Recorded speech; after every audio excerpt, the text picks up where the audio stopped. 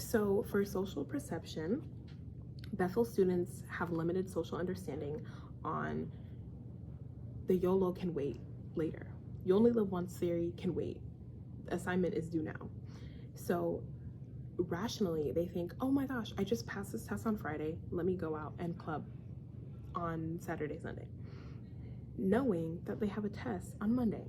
So this is impending for Bethel students' doom because they assume I just passed this geography test. I can take this week to party and have fun, when in actuality, you should just keep on doing good work, and the YOLO can wait. The you only live once theory is a lot of, not just Bethel students, but college students have the you only live once.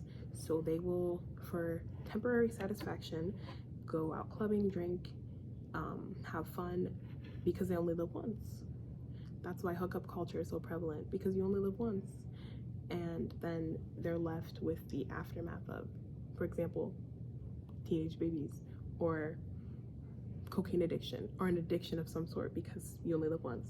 Okay, so the ostrich effect is an effect where you do not want to listen to unpleasant information, and when confronted with this information, it becomes a paradox, and they choose to avoid that information because it causes immediate pain, and they're anticipating future pain when they're confronted with this information. Instead of doing the rational thing and just learning information, they have a information overload, but this is different than the ostrich effect, because it's not too much info, it's just info that is unpleasant and you don't want to confront.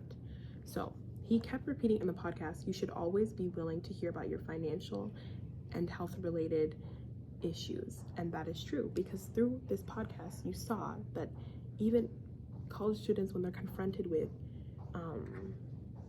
getting tested for herpes, they paid $10 to not know if they had herpes, just to not confront the information that is negative.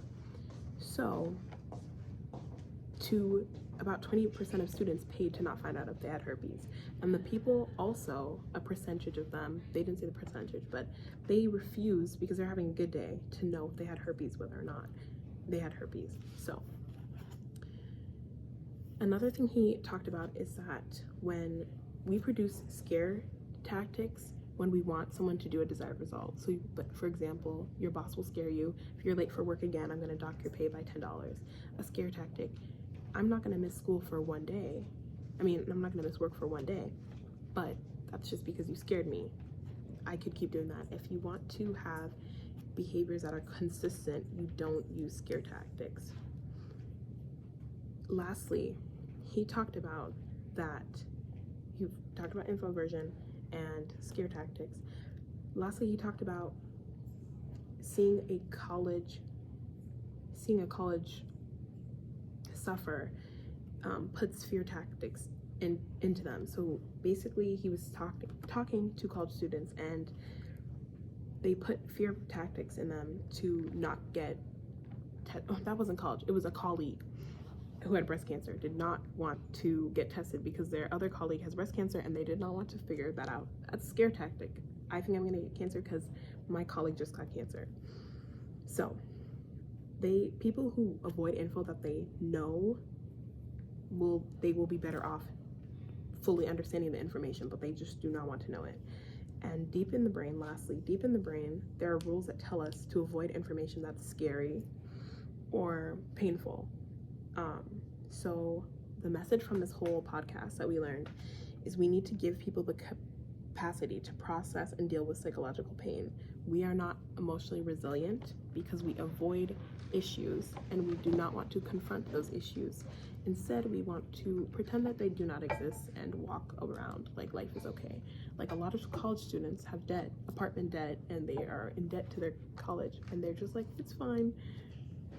It doesn't matter. We see that every day, and they end up being homeless because they do not think to confront that information and get help to get out of that debt because it's too scary for them.